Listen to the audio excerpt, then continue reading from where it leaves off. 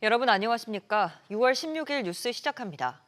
미국과 이란의 종전 예고에 코스피가 8,700선을 탈환했습니다. 다만 달러원 환율은 오늘 밤 예정된 미국 FOMC를 앞두고 여전히 1,510원대에서 등락을 하고 있는데요. 신다미 기자. 네, 신다혜입니다. 네, 코스피 마감 상황 전해주시죠. 네, 코스피는 어제보다 2.11% 오른 8,726.60에 장을 마쳤습니다. 미국과 이란이 종전 양해각서의 전자서명을 완료하면서 투자 심리는 빠르게 되살아나는 분위기인데요. 외국인도 1조 3천억 원 넘게 순매수하며 3거래일 연속 사자 행렬을 이어가고 있고 기관도 6,900억 원 사들였습니다. 미국 반도체주 흉풍에 삼성전자는 1%대 상승해 34만 원 선을 회복했고 SK하이닉스는 4% 가까이 올랐는데요. 중동 전쟁 종전이 오히려 중동 수출 협상 재개의 계기가 될 수 있다는 분석에 LIG 디펜스는 20% 가까이 올랐고 하나 에어로스페이스와 현대로템도 급등했습니다. 또 종전 여파로 재건 수주와 건자재 부담 안정화가 기대되면서 건설주에도 빨간불이 켜졌는데요. 반면 코스닥은 불장에도 하락폭을 키우고만 있습니다. 코스닥은 장중 상승과 하락을 오가다 1% 넘게 내려 1,010선에 장을 마쳤습니다.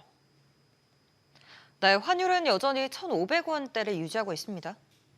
네, 달러원 환율은 어제보다 50전 오른 1,511원 60전에 주간 거래를 마쳤습니다. 1,513원 60전에 출발한 환율은 장 초반 1,517원까지 올랐다가 이후 1,510원 중반대에서 등락을 이어갔는데요. 미국과 이란의 종전 합의 소식에 국제 유가는 80달러 초반대까지 하락했지만 구체적인 합의 내용이 공개되지 않으면서 시장 불확실성은 여전히 남아있는 상황입니다. 시장에선 일본과 미국의 중앙은행에 기준금리 결정 방향에 촉각을 곤두세우고 있는데요.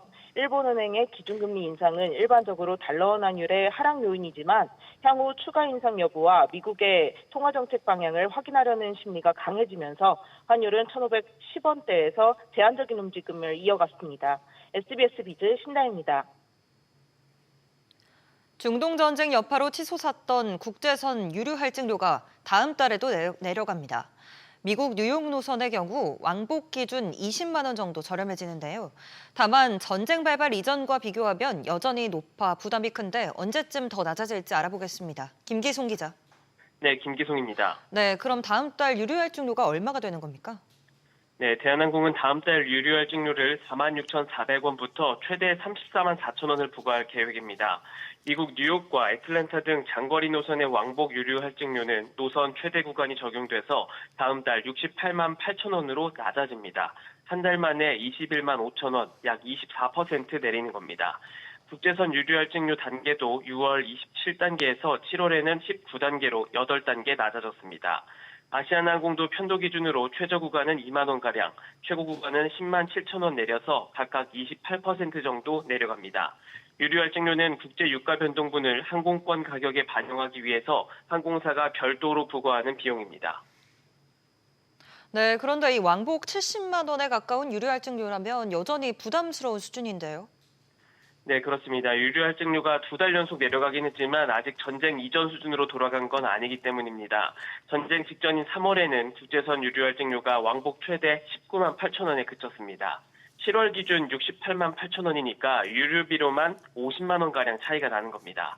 다만 최근 국제유가가 안정세를 보이면서 여행객 부담은 점차 줄어들고 있는데요. 현재 흐름이 이어진다면 올 하반기 유류 할증료는 추가로 더 떨어질 가능성이 큽니다.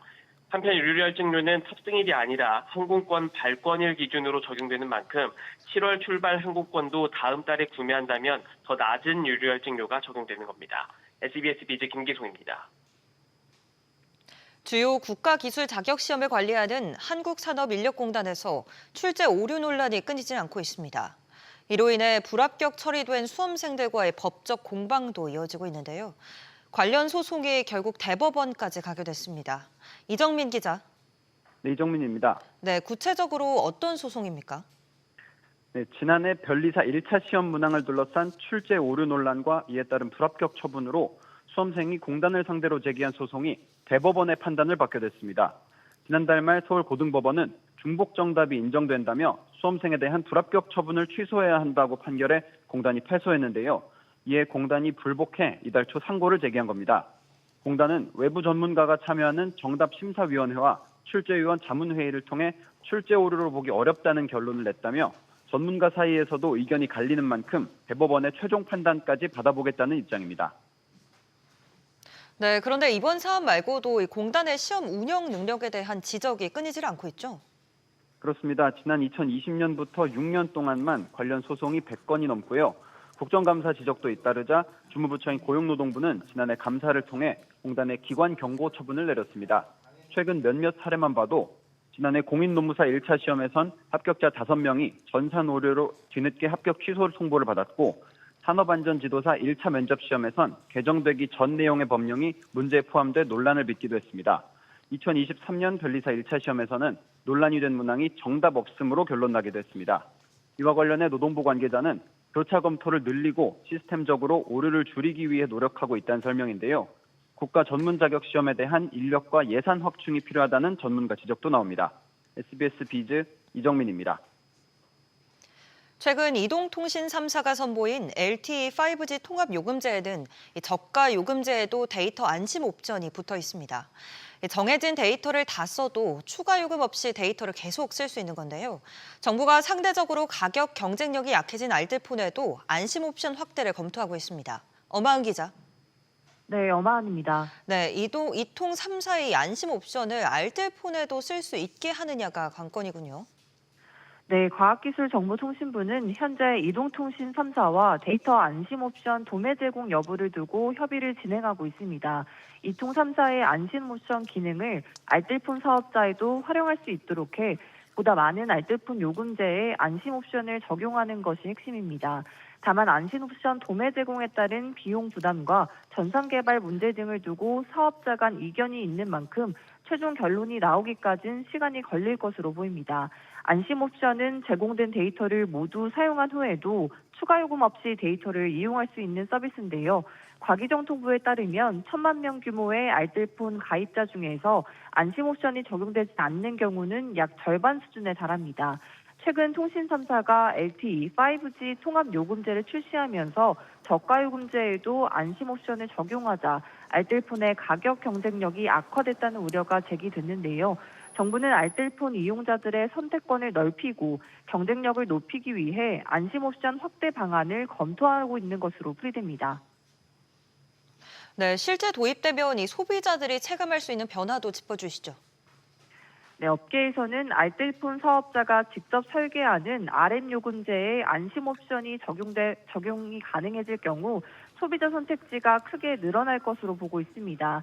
RM 요금제는 이동통신사가 만든 요금제를 재판매하는 RS 방식과 달리 알뜰폰 사업자가 직접 데이터 제공량과 요금을 설계하는 상품인데요. 현재도 월 1만 원대의 10GB 안팎의 데이터를 제공하는 저가 상품이 많아 여기에 안심 옵션이 추가되면 사실상 초저가 무제한에 가까운 요금제 출시도 가능해질 전망입니다. SBS 비즈 엄하은입니다. 정부 지원이나 취업 알선을 미끼로 중고차 대출을 유도한 뒤 대출금을 가로채는 사기가 잇따르고 있습니다. 특히 범죄의 타깃이 퇴직한 고령층이나 청년 구직자와 같은 사회적 취약계층에 집중돼 더 악질적인데요. 자세히 알아봅니다. 류선우 기자. 네, 류선우입니다. 네, 중고차 대출을 이용해 어떤 사기 행각이 벌어지는 겁니까? 네, 먼저 정부 지원 사업을 사칭해 중고차 할부 금융 계약을 맺도록 유도하는 수법이 있습니다.